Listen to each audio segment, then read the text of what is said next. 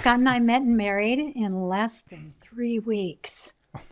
Yeah, that's how we start off, with a bang. Yeah. Take your time. Your bang. And so he always says, I'm the one, meaning Jenny, I'm the one who took the risk. And for him, it was a no-brainer.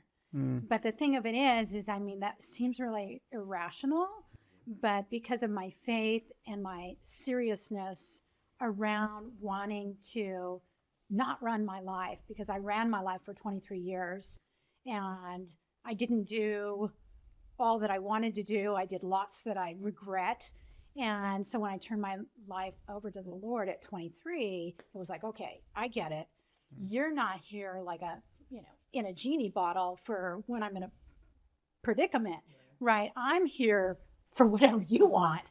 And that was such an epiphany at 23. What led to that epiphany? What led to that epiphany? Yeah.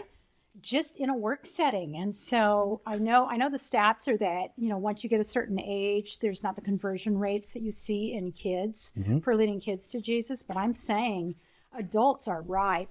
And especially in the world we live in now, gosh, I think they're even more ripe because I think there's more internal turmoil than there has ever been at any time that I've been on the earth. Yeah. So just in a work setting, maybe a dozen people worked there, and it was a little financial services office.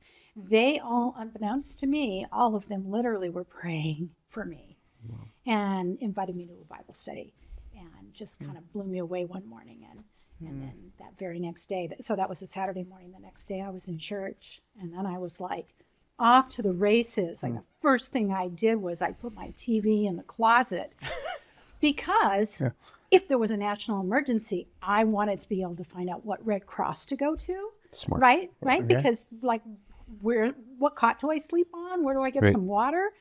And but I wanted to remove all the distractions that I'd had for 23 years. And just in case anyone was wondering, this was in Yes, 2003, 2004, right before smartphones came out. That's why she had to keep the TV for the Red Cross centers. Well, there was no such thing as a smart TV in 1983. Right. I was wondering what's the It was context 40 there for like it was that. the context. It was 40 years ago. Yeah. 40 years ago. Jenny, in my head, you're not a day over 29. Yeah. Thank you. So we'll leave my age to your imagination, right where it's at. So the bottom line is that at the age of 23, without those distractions, I would literally like lay on the carpet with my ear.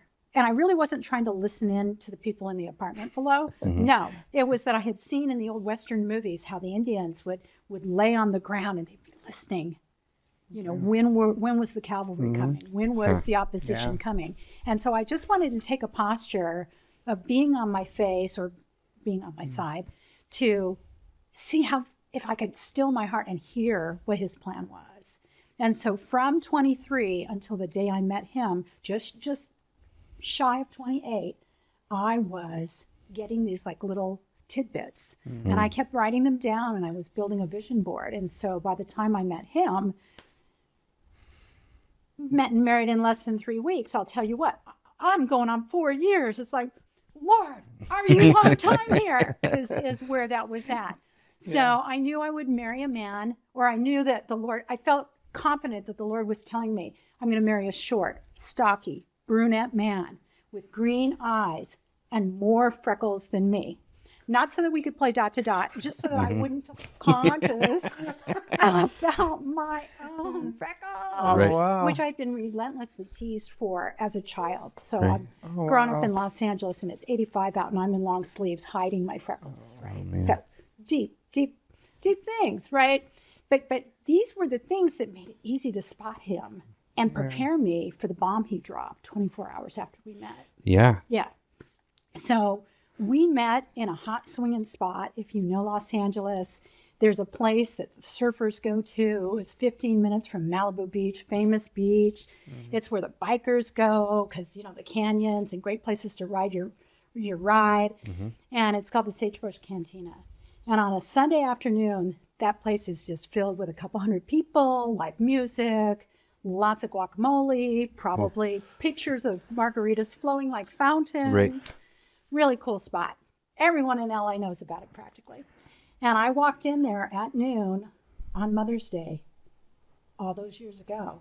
And the only table in the whole place, bigger than your backyard, like a big space, the only table that opened up was the one next to the hottest guy in the whole place. Wow. It was so awesome. Oh my gosh. I could just my heart stopped for a second. It skipped a beat. And I actually saw him at the check-in spot where they make you show your ID. Right. Right, because who looks Right. that old? And I almost dropped my purse. And in that visceral reaction, I was like, there it is. My dream come true.